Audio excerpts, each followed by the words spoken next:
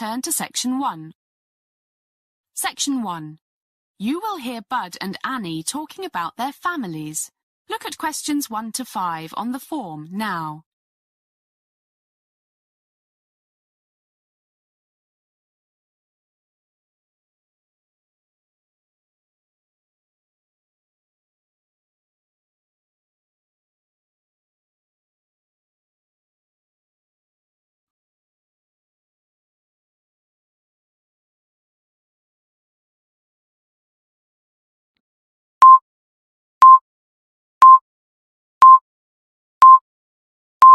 Listen carefully and answer questions 1 to 5. Hi, Annie. How are things? Awful, Bud. Awful. Why? What's happened? It's home. Mum's ill and Dad's been laid off, so he's in a really bad mood, and Susan won't be of any help. Your sister always was lazy. But what's wrong with your mum? She seemed fine last time I saw her. Everything. I think she's really down because of Dad, and her arthritis is playing up again. It seemed the new medicine was working fine. Now she can still move her fingers, but hardly walk. Her toes hurt, and the doctor says she needs a knee replacement. Doesn't sound too good. That's expensive surgery. Got medical insurance? She was covered by my dad's, but that's finished since he lost his job, and money's really tight.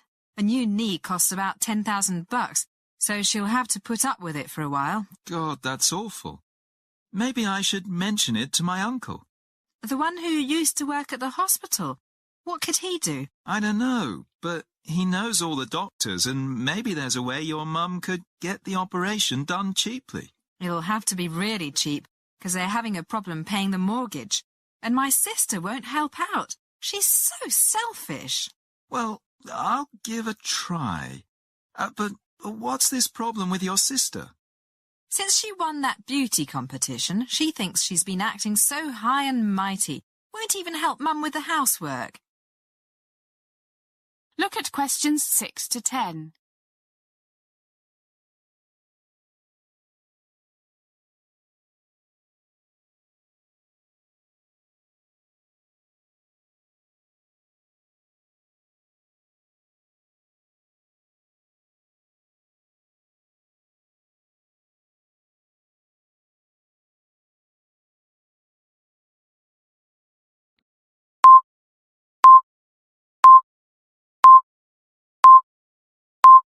Now listen to more of the conversation between Bud and Annie and answer questions 6 to 10.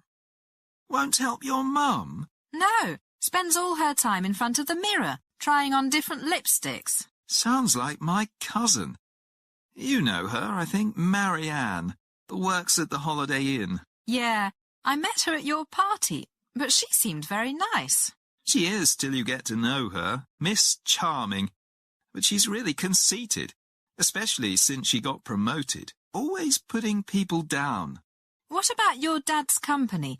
Do you think he might have some work for my dad? Part-time, anything?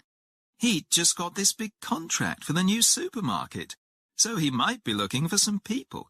And I know he likes your dad, but all his workers have to be Steelworkers Union members. I think Dad's kept his membership up. I'll ask him. Let me know, and I'll check with Dad when he gets back from France. France? Yeah, he took Mum there as a 25th wedding anniversary present.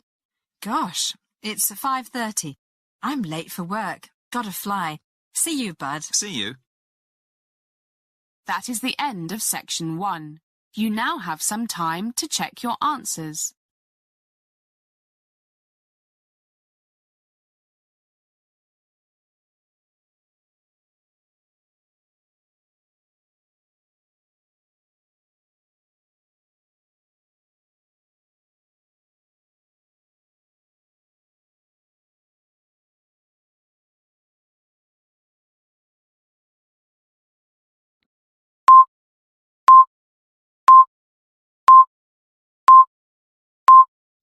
Now turn to Section 2.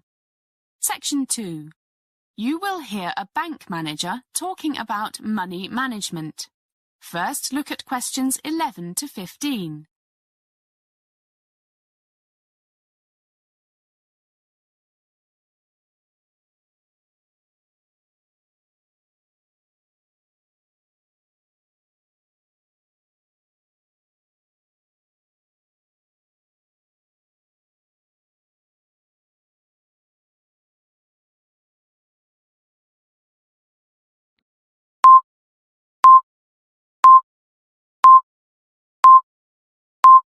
As you listen to the first part of the talk, answer questions 11 to 15.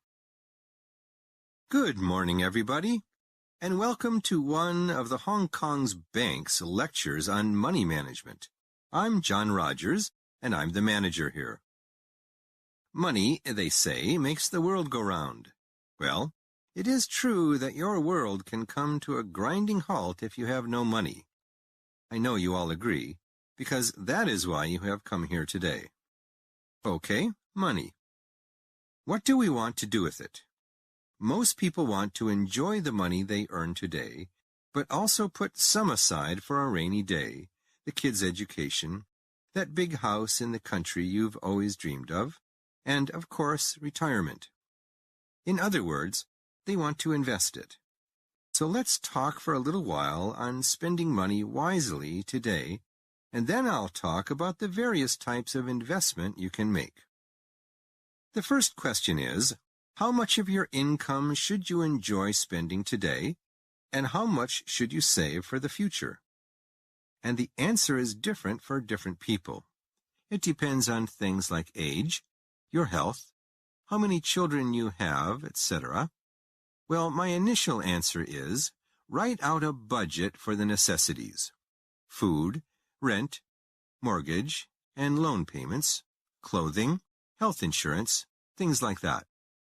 When most people do this, they say to themselves, "My goodness, I really only need to spend £1,500 a month. So how come I always spend nearly $2,500? My mother used to tell me, look after the pennies and the pounds will look after themselves." What to do? Discipline. I suggest you take out the cash you need every week from the bank and keep a record of what you buy with your credit card. And you must strictly limit what you spend every month to, for example, your budget for essentials, plus an amount, say 10%, for a bit of entertainment if you want, and the unexpected, like house repairs, that birthday present you forgot about, things like that. If after 3 weeks you find that you have nearly spent your budget for the month, then stay at home for a week. No fancy restaurants or drinking with the boys. As they say, there's no free lunch. As the talk continues, answer questions 16 to 20.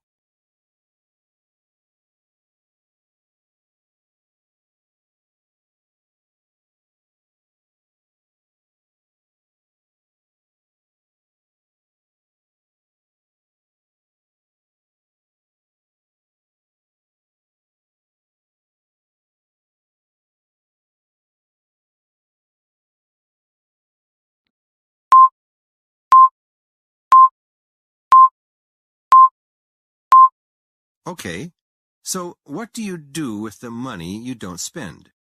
Oh, one thing I forgot to mention. It's a good idea to always have some money in a current deposit at the bank in case of big surprises. Say 1,000 or so. Don't be tempted to use your credit card unless you absolutely have to. And get that safety cushion back in the bank as soon as you can. Right. So, what should you invest in? The list is endless. Real estate, stocks and shares, equity funds. Did I hear someone say gambling? Well, if you have a crystal ball, maybe. The government lottery? Someone once described it as a voluntary tax on fools. But I must admit I spend £1 or £2 on it every week, but no more. It brings a little bit of excitement into my life, even though I know I have a better chance of being struck by lightning than winning. Okay, let's start off with a basic principle. In general, the higher the potential for making a fortune by buying shares of a particular company, the one you have been told will be the next IBM in 3 weeks, the higher the risk. We've all heard about the dot-com bubble of several years ago. Some people made a fortune, but they got out before the market crashed. The majority of investors lost their shirts. Another basic principle, the balanced portfolio. A balanced portfolio means you have investments in a variety of things, from low-risk but low-return things to things like blue-chip stocks that are somewhat less predictable, but which will probably provide steady, if not spectacular, returns for years, to the riskiest of all, venture capital, where success could increase the value of your investment 100-fold, or failure could wipe it out. Well, why don't we break for a coffee now? Then I will talk about the most common form of share ownership, common stock, which makes you become a part owner of the company itself, with voting rights and entitlement to dividend distribution if there is one. That is the end of section 2. You now have some time to check your answers.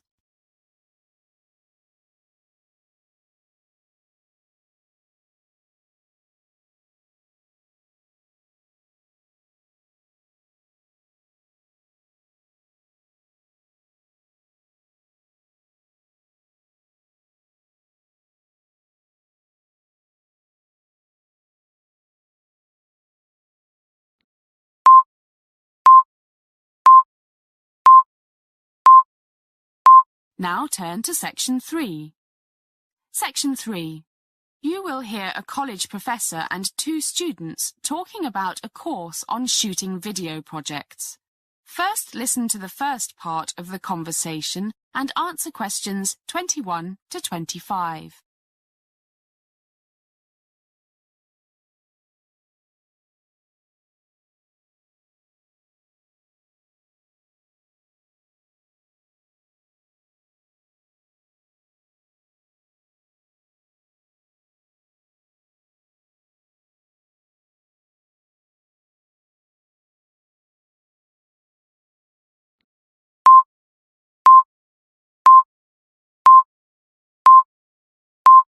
Hi, guys.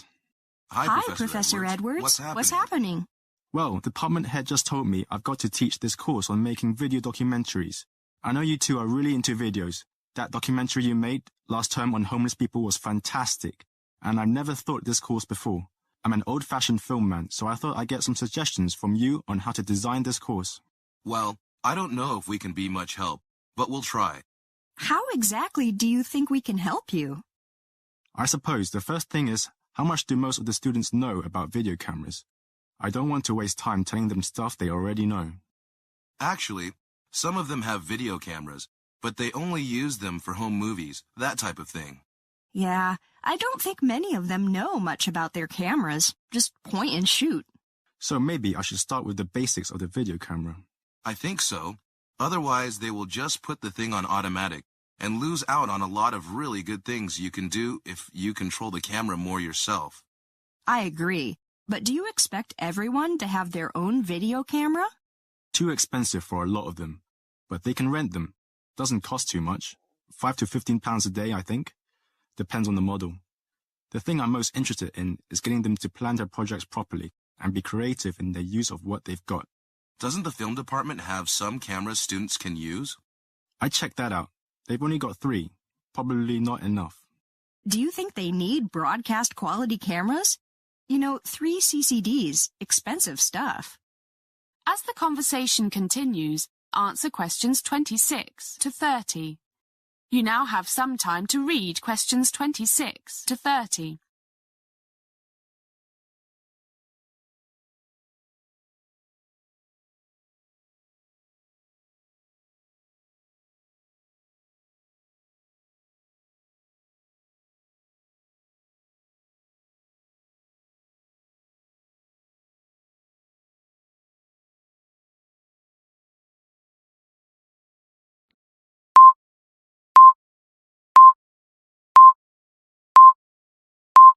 No need. Single CCD.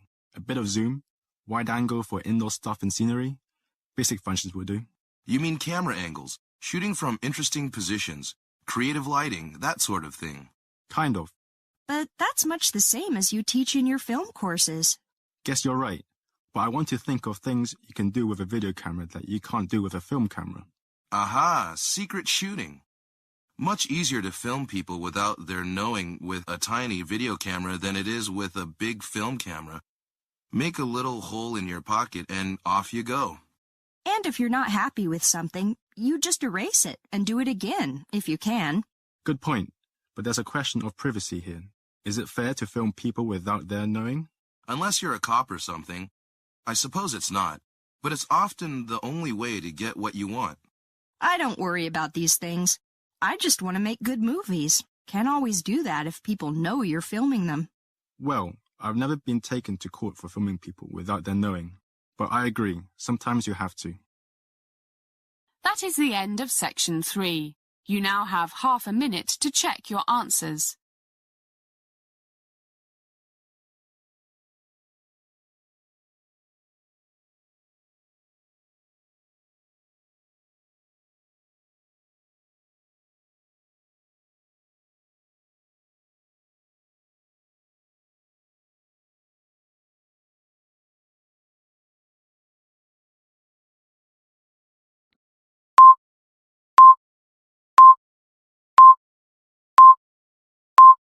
Now turn to section 4.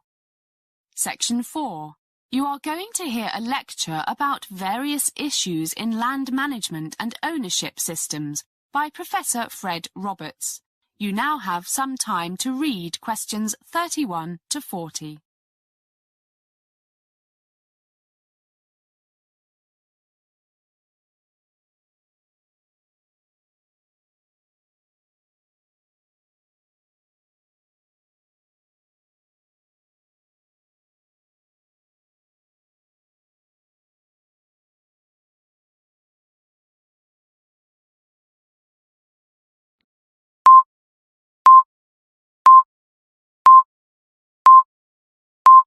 Good morning, everyone. Good to see you all looking so full of energy. Today I'm going to give an overview of some general principles and issues relating to land management and ownership. Very important. If we look at history, it seems that much of it concerns conflict over religion, economic power and land. Often all three factors are involved together. The first question one asks when talking about land is, who owns it? What you can do with land you own depends on one's political views. A far-right conservative may say ownership is the socially supported power to do what you want with the land you own, with no control by government, as long as what you do with it doesn't hurt others. You can imagine how different factions interpret hurt others. By contrast, the political left, socialists and, more to the left, communists say land ownership, private land ownership that is the root cause of much injustice in the world, and that the social protection of private land ownership can result in tyranny and oppression. They therefore argue for state, public and cooperative forms of land ownership. I would mention here that most of us take for granted the idea that everything must be owned by a person, people or an organisation. But some societies, notably some native North American tribes, seem to have no concept of personal ownership. It was normal for them simply to take anything they needed and for others to take it from them if they needed it. When European settlers came, the Indians behaved as usual, which led the Europeans to seeing them as thieves. But the European settlers grabbed the Native Americans' land, their most important possession. So who were the real thieves? However, in this day and age, it would be futile to think of getting rid of the concept of ownership. But let me return to land ownership. It's a complex issue. For example, should the owner have exclusive control over the rights of way, like traditional footpaths, or the migration routes of wild animals, or the ecologically important wetlands? Should the owner be allowed to destroy the whole lot by building expensive houses everywhere? Or what if the owner discovers hidden treasure that once belonged to the royal family? All such things raise questions of the rights of the owner as opposed to the rights of others, including animals, perhaps. Clearly, divergent views on such questions are a constant source of argument. What did the classical economists say about land ownership? Their positions were often rather ambiguous. Many of them seemed to consider it a necessary evil, and argued that it could not be defended if there was not some obligation to keep and improve the land. This is the concept of stewardship, that the land must be kept in good condition for future generations. But what if the owners were good stewards of their vast estates, but millions were going hungry? The Marxist answer was, and still is, land reform as a means of social justice. And in the 20th century, I mentioned ecological issues just now. Other reasons for legally restricting the rights of landowners have emerged. You can't cut the trees down because it would cause soil erosion that can spoil rivers hundreds of miles away. Pollution, the need to protect biodiversity, things that reduce the level of what we called nature's services to the general public, all have led to more restrictions on landowners' rights, at least in some countries, especially Europe. At the same time, property taxes have steadily increased to pay for essential services offered by the state or local government, such as firefighting. As these threats to the health of our planet get more serious, some people have argued that the ownership of natural capital, forests, wetlands, etc., will more and more be controlled by communal and not by private bodies. For example, the use by multinational companies of native plant varieties for modified crops and new drugs, plants that they seldom paid for in the past, are now increasingly recognized as belonging to the cultures or ecosystems from which they originated. But it seems to me that having the land and its flora and fauna owned by governments is no guarantee that they'll be used wisely, rather than for short-term profit. The evidence is that local ownership protected by law is usually the best answer. Okay, it will soon be time for a break, but before we have our coffee, I will give the answers to the two questions I asked you last time.